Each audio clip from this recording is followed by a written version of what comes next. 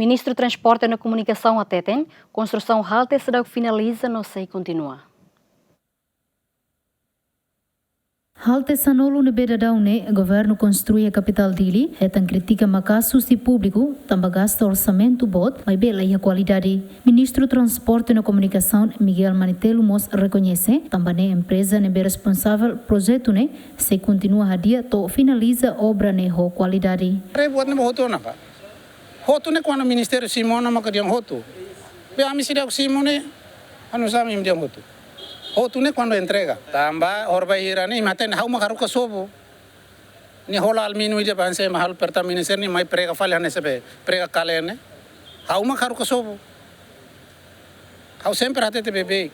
Quando sir halo tu tener em sermanan renya ho atete. Hau tete ba hau ni diretor geral. Hau la precisa companhia nebe experiência. Hau precisa companhia nebe hosan para se hau hatete dia kata buka badai nebe profissional, ni buka badai profissional, tamba badai da amatir, ho badai da profissional ke selula hanesa. Neme imare orbe irebe. Fatimbal horu ka sobo ni. Sira prega te almenu na horu ka sobo. Prego ni thare hela ne. Hau dan lae. Horu ka sobo. Tamba ne timoruan utado. Ita toos tamba ita kara hitam qualidade. Mas bem, até que fale para Timor Wang neda, o osan 96 mil. É um cercar projeto para botar custo estação, estende tempo não sabe Timor Wang na bela.